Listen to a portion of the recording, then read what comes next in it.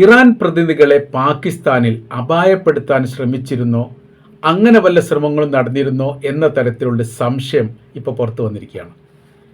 April 11, 12 ഈ 2 ദിവസമാണ് പാകിസ്ഥാൻ്റെ ഇസ്ലാമാബാദിൽ വെച്ച് അമേരിക്കയും ഇറാനും നേർക്ക് നേരെ ഒരു ചർച്ചാ സംബന്ധമായിരിക്കുന്ന കാര്യങ്ങൾ നടത്താൻ വേണ്ടി തീരുമാനിച്ചത്. അത് 40 വർഷത്തിനിടയിൽ ആദ്യമായിട്ടാണ് ഒരു ടേബിളിൻ്റെ ചുറ്റുഭാഗം അമേരിക്കയുടെയും ഇറാൻ്റെയും പ്രതിനിധികൾ ഇരിക്കുന്നത് എന്നൊരു പ്രത്യേകതയുണ്ട്.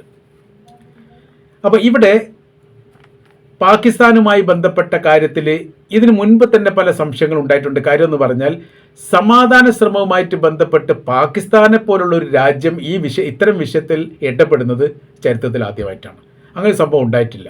ഇത്തരം വിഷയങ്ങളൊക്കെ ഉണ്ടാകുന്ന സമയത്ത് സാധാരണഗതിയിൽ അറേബ്യൻ രാജ്യങ്ങൾ, അതല്ലെങ്കിൽ ഈ UN സഭയുമായിട്ട് ബന്ധപ്പെട്ട മറ്റ് രാജ്യങ്ങൾ, അങ്ങനെയൊക്കെയാണ് സാധാരണ ഉണ്ടാവാറുള്ളത്.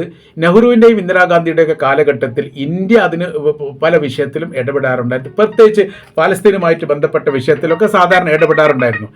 ഇപ്പോൾ സ്ഥിതി അങ്ങനെയല്ല. ഇപ്പോൾ അങ്ങനെ ഒന്നും ഉണ്ടായിട്ടില്ല. ഈ സ്ഥിതിയിലേക്ക് കാര്യങ്ങൾ എത്തി എന്നുള്ളതാണ്.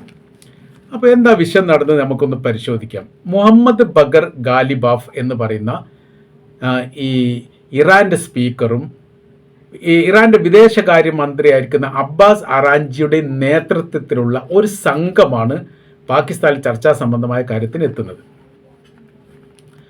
അപ്പോൾ ഇവിടെ എത്തുന്നതിന് മുൻപ് ഒരു ഉപചർച്ച ഉണ്ടായിരുന്നു. ഇന്ന കാര്യത്തിലൊക്കെ നമുക്കൊരു രൂപത്തിലെത്താം എന്ന് ചർച്ചയ്ക്ക് മുൻപായിട്ടുള്ള ഒരു ഉപചർച്ചയിൽ പാകിസ്ഥാൻ തന്നെ പറഞ്ഞിരുന്നു. അതിൽ പ്രധാനമായിരിക്കുന്ന ഒന്ന് സമ്പുഷ്ട യുറേനിയവുമായിട്ട് ബന്ധപ്പെട്ടതാണ്, പിന്നീട് ഹോർമുസ് കടലുമായിട്ട് ബന്ധപ്പെട്ടതാണ്. ഈ 2 കാര്യമാണ് പ്രധാനപ്പെട്ടത്. അതിലേറെക്കുറെ ധാരണയിലെത്താം എന്ന് പറഞ്ഞാൽ സമ്പുഷ്ട യുറേനിയം എന്ത് ചെയ്യുക, ഡയലൂട്ട് ചെയ്തിട്ട് അതിൻ്റെ കാഠിന്യം കുറക്കുന്നതുമായി ബന്ധപ്പെട്ട കാര്യം ഏറെക്കുറെ അമേരിക്ക സമ്മതിക്കും എന്നുള്ളിടത്തേക്ക് എത്തിയിട്ടുണ്ട്. ഉപചർച്ചയിലാണ് ഈ പറയുന്നത്. ഹോർമുസ് കടൽ എന്ന് പറഞ്ഞിട്ടാണെങ്കിൽ അത് വിട്ടുകൊടുക്കാൻ ഇറാൻ തയ്യാറല്ല. അത് വാശി പിടിക്കേണ്ട എന്ന രീതിയിലേക്ക് അമേരിക്ക എത്തിയിട്ടുണ്ട്.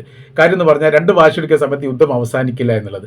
അപ്പോൾ ഏറെക്കുറെ സാധ്യതയുണ്ട് എന്നുള്ളിടത്തേക്കാണ് ചർച്ചയിലേക്ക് എത്തുന്നത്. അപ്പോൾ JD വാൻസിൻ്റെ നേതൃത്വത്തിൽ, അമേരിക്കയുടെ വൈസ് പ്രസിഡന്റ് ആയിരിക്കുന്ന JD വാൻസിൻ്റെ നേതൃത്വത്തിലാണ് അവരുടെ ആ സംഘം എത്തിയത്. 11 എത്തി, അന്ന് ചർച്ച നടത്തി. ഒരു ധാരണ രൂപത്തിലെത്തിയിട്ടില്ല. 12-ാം തീയതി വീണ്ടും ചർച്ച നടത്തി. ചർച്ച ഏകദേശം എന്തായി, പിരിയുന്ന രീതിയിലേക്ക് എത്തി.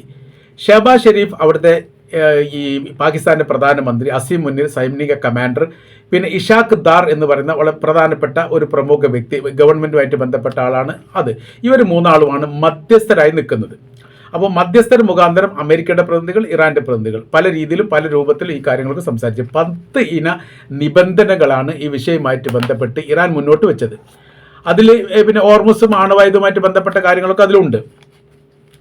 കരാർ അന്തിമമാവാത്ത രീതിയിൽ, അതായത് ഈ അമേരിക്കയെ സംബന്ധിച്ചിടത്തോളം അവർ വാശിയോടുകൂടി ഈ വിഷയത്തിൽ ഇടപെട്ടു.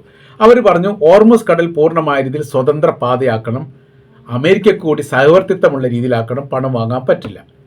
പിന്നീട് സമ്പുഷ്ട യുറേനിയം അമേരിക്കയ്ക്ക് ഏൽപ്പിക്കണം. പിന്നെ റഷ്യ ഏറ്റെടുക്കാമെന്ന് പറഞ്ഞത് പിന്നീടാണ്.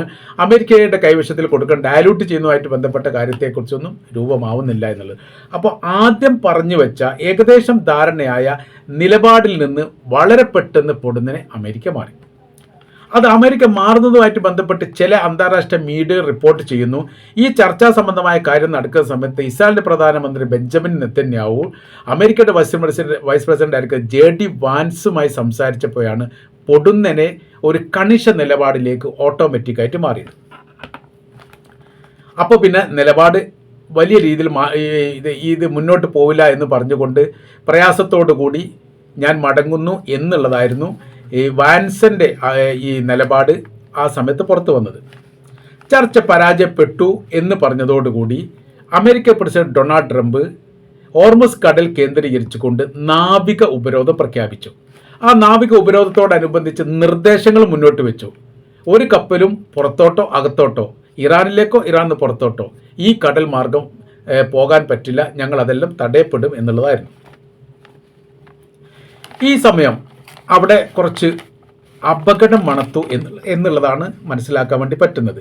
ഇറാൻ്റെ പ്രതിനിധികളെ സുരക്ഷിതമായി മടക്കാൻ പാകിസ്ഥാൻ മിലിറ്ററി എസ്കോർട്ട് നൽകി, അല്ലെങ്കിൽ സുരക്ഷാ കവചം തീർത്തു എന്നൊരു റിപ്പോർട്ടുണ്ട്. ഇത് സ്ഥിരീകരിക്കപ്പെട്ട റിപ്പോർട്ടല്ല. കാര്യം എന്ന് പറഞ്ഞാൽ മിലിറ്ററിയുടെ എസ്കോർട്ടോട് കൂടിയിട്ടാണ് വന്നത്, അവരുടെ എസ്കോർട്ടോട് കൂടിയിട്ടാണ് തിരിച്ചു പോകേണ്ടത്. അപ്പോൾ അങ്ങനെ ആ സമയത്ത് പ്രത്യേകമായ രീതിയിൽ എസ്കോർട്ട് കൊടുത്തു എന്ന് പറയേണ്ട കാര്യമില്ല. പക്ഷെ അങ്ങനെ ഒരു പരാമർശം അതിലുണ്ട്. ആരൊക്കെയാണ് ഇറാനിൽ എത്തിയത് നോക്കിയാൽ ഉയർന്ന തരത്തിലുള്ള ഡിപ്ലോമാറ്റുകൾ ഈ ചർച്ചാ സംബന്ധമായ കാര്യത്തിന് വ്യത്യസ്ത സമയങ്ങളിൽ, എല്ലാവരും ഒരേ സമയത്തല്ല വന്നത്, വ്യത്യസ്ത സമയങ്ങളിലും വ്യത്യസ്ത വിമാനങ്ങളിലുമാണ്. എവിടെയൊക്കെ ഇറങ്ങി എങ്ങനെയൊക്കെ അവിടെ എത്തി എന്നതിനെക്കുറിച്ച് ഇപ്പോഴും അജ്ഞാതമാണ്, വിവരമൊന്നുമില്ല. ഉയർന്ന തരത്തിലുള്ള ഡിപ്ലോമാറ്റുകൾ, സുരക്ഷാ സൈനിക ഉപദേഷ്ടാക്കൾ, സാങ്കേതിക വിദഗ്ധർ, സഹായ സ്റ്റാഫ്, ഇതെല്ലാം ഇറാൻ്റെ കൂടെ ഉണ്ടായിരുന്നു. ആദ്യം മുഖ്യ പ്രതിനിധികൾ എത്തി, പിന്നീട് ടെക്നിക്കൽ ടീമുകൾ എത്തി, പിന്നെ സുരക്ഷാ സംഘങ്ങൾ എത്തി. ഹൈ സെക്യൂരിറ്റി ഡിപ്ലോമാറ്റിക് മിഷൻ ആയതിനാൽ എല്ലാ കാര്യങ്ങളും പുറത്ത് വന്നിട്ടില്ല എന്ന് ചുരുക്കം. ഇനി അവരുടെ റൂട്ട് പാതകളെ കുറിച്ചാണ് പറയുന്നത്. ആ റൂട്ട് പാതയുമായിട്ട് ബന്ധപ്പെട്ടെടുത്താണ് വിഷയങ്ങൾ വരുന്നത് എന്ന് മനസ്സിലാക്കുന്നു. ഇറാനിൽ നിന്ന് ഒമാൻ വഴി യുഎഇയിലൂടെ യുഎഇയുടെ ആകാശം കടന്ന് അറേബ്യൻ കടൽ വഴി പാകിസ്ഥാനിൽ എത്തി എന്നുള്ളതാണ് ഒരു റിപ്പോർട്ട്. മറ്റൊരു റിപ്പോർട്ടിൽ പറയുന്നത് ഇതേ റൂട്ട് തന്നെ ഇറാൻ ഒമാൻ യുഎഇ കടന്ന് പിന്നീട് അറേബ്യൻ കടലിൽ എത്താതെ അഫ്ഗാനിസ്ഥാൻ, അതായത് കടൽ ടച്ച് ചെയ്യാത്ത രീതിയിൽ അഫ്ഗാനിസ്ഥാനിലൂടെ പാകിസ്ഥാനിലെത്തി എന്നും പറയുന്നുണ്ട്. 2 റൂട്ടാണ് പറയപ്പെടുന്നത്. സർക്കാർ ഒരുക്കിയ താമസ മന്ദിരത്തെക്കുറിച്ചോ അല്ലെങ്കിൽ താമസിച്ച ഹോട്ടലിനെ കുറിച്ചോ യാതൊരു വിവരം വന്നിട്ടില്ല. അപ്പോൾ ഈ ചർച്ചാ സംബന്ധമായ കാര്യങ്ങൾ കഴിഞ്ഞതോടുകൂടി പിന്നീട് അമേരിക്കയുടെയും ബന്ധപ്പെട്ടവരുടെയും മുഖത്ത് മറ്റൊരു തരത്തിലുള്ള ഭാവമാണ് കാണാൻ വേണ്ടി സാധിച്ചത്. അല്ലെ അങ്ങനെ തോന്നുന്നു എന്ന് പറയാൻ വേണ്ടി സാധിക്കും. അപ്പോൾ ഇവർ ഒരു സംഘമായിട്ടാണ് എത്തുന്നത്. ഇറാൻ എന്ന് പറയുന്നത് ഒറ്റക്കല്ല വന്നത്, സംഘമായിട്ടാണ്, വ്യത്യസ്ത സംഘങ്ങളായിട്ടാണ് എത്തുന്നത്. ഈ കാര്യം വളരെ കൃത്യതയോടുകൂടി, അതായത് അമേരിക്കയെക്കുറിച്ച് വളരെ കൃത്യമായിട്ട് അറിയാവുന്ന ഇറാൻ ചർച്ചാ സംബന്ധമായ കാര്യത്തിൽ നിന്ന് വ്യതിചലിച്ച് പോയിക്കൊണ്ട്, അല്ലെങ്കിൽ വ്യതിചലിച്ചതോട് കൂടിയിട്ടാണ്, വ്യതിചലിച്ചാണ് സംസാരിക്കുന്നത് അമേരിക്ക എന്ന് മനസ്സിലാക്കിയതോടുകൂടി വളരെ പെട്ടെന്ന് ഹൈ എമർജൻസി കേസ് പോലെ ഒരു വിവരം ഇവിടെ കൊടുക്കുന്നു. ഇറാൻ്റെ ഗവൺമെൻറ് അല്ലെ ബന്ധപ്പെട്ട IRGC പോലെയുള്ള സംവിധാനത്തിൽ കൊടുക്കുന്നു. കാര്യം ഒരു അപകടപ്പെടുത്തലോ അല്ല അങ്ങനെ എന്തെങ്കിലും സംഭവം ഉണ്ടാവുമോ എന്ന് സംശയിക്കുന്നു. അപ്പോൾ എന്ത് ചെയ്യണം? വലിയ രീതിയിലെ സംവിധാനങ്ങൾ ഒരുക്കണം. ഇറാൻ അവിടുന്ന് വളരെ പെട്ടത് തന്നെ 70 അംഗ സംഘത്തെ പാകിസ്ഥാനിലേക്ക് അയക്കുന്നു. അത് സുരക്ഷാ കവചം തീർക്കാൻ വേണ്ടിയിട്ടാണ്. അപ്പോൾ ഇവിടെ 2 തരത്തിൽ അതിനെ പറയാം. മടക്കയാത്രയിൽ അപകടപ്പെടുത്താൻ വേണ്ടി സാധിക്കും. ഒരു ദുരന്തം എന്ന് പറഞ്ഞ് അവസാനിപ്പിച്ചാൽ മതി. കാര്യം എന്ന് പറഞ്ഞാൽ ഇറാൻ്റെ പ്രസിഡന്റായിരുന്ന ഇബ്രാഹിം റൈസി അസർബൈജാനിൽ നിന്ന് ഇറാനിലേക്ക് പോകുന്ന വഴിയെ അപകടത്തിൽപ്പെട്ട് മരണപ്പെട്ടു.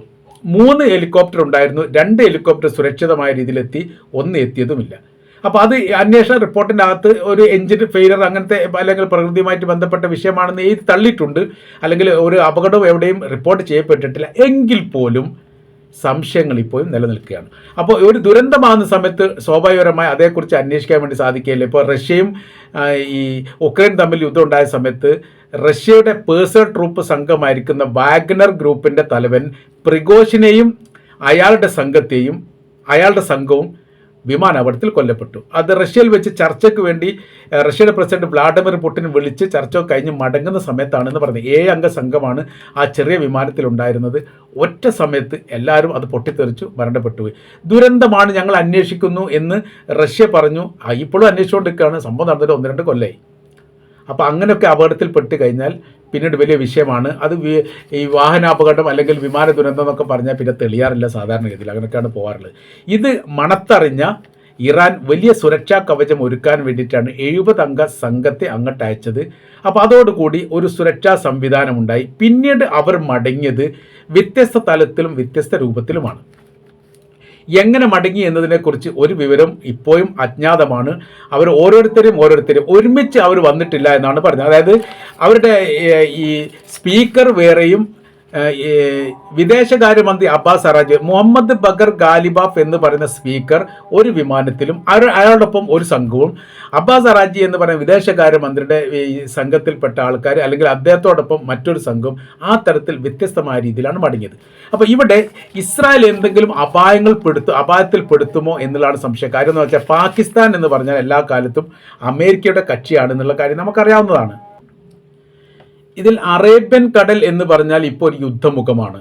അവിടെ ഒരു അപകടമുണ്ടായി എന്ന് പറഞ്ഞാൽ പിന്നീട് വേണമെങ്കിൽ ഇറാൻ്റെ തന്നെ മിസൈൽ ആക്രമണം കൊണ്ട് എന്ന് പറയാൻ വേണ്ടി സാധിക്കും. പല ഘട്ടങ്ങളിലും ഇവർ പറയാറുള്ളതാണ്. ഇസ്രായേൽ ഗസയെ ആക്രമിച്ച സമയത്ത് ആശുപത്രി ആക്രമിച്ചു 600ഓളം ആളുകൾ കൊല്ലപ്പെട്ടൊരു സംഭവത്തിൽ ഇസ്രായേൽ പ്രതികരിച്ചത് ആ സമയത്ത് അത് ഇറാൻ്റെ ഹമാസിൻ്റെ മിസൈൽ വഴി തെറ്റിയിട്ട് ആ ആശുപത്രിയിലേക്ക് പതിച്ചിട്ടാണ് കൊലപാതകമുണ്ടായത്, മരണമുണ്ടായത് എന്നുള്ളതാണ്. അത് റഷ്യയാണ് അതിൻ്റെ കാര്യകാരണങ്ങൾ തെളിവ് സഹിതം ലോകത്തിനോട് പറഞ്ഞു കൊടുക്കണം എന്ന് റഷ്യയാണ് ഇസ്രായേലിനോട് ആ സമയത്ത് പറഞ്ഞത്. സാറ്റലൈറ്റ് ചിത്രങ്ങൾ സഹിതം തെളിയിച്ചു കൊടുക്കേണ്ട ബാധ്യത നിങ്ങൾക്കുണ്ട് എന്നായിരുന്നു റഷ്യയുടെ പ്രസിഡന്റ് വ്ളാഡിമിർ പുടിൻ ഇസ്രായേൽ പ്രധാനമന്ത്രി ബെഞ്ചമിൻ നെതന്യാഹുവിനോട് പറഞ്ഞത്. അതോടുകൂടിയാണ് അത് ഏറെക്കുറെ സൈലൻ്റ് ആയത്, അഥവാ ആരോപണത്തിൽ നിന്ന് അവർ മാറിയത്. രണ്ടാമത്, ഇറാനിൽ സ്കൂൾ കുട്ടികളുടെ ബിൽഡിംഗ് തകർത്ത് 168ഓളം കുട്ടികൾ കൊല്ലപ്പെട്ടു.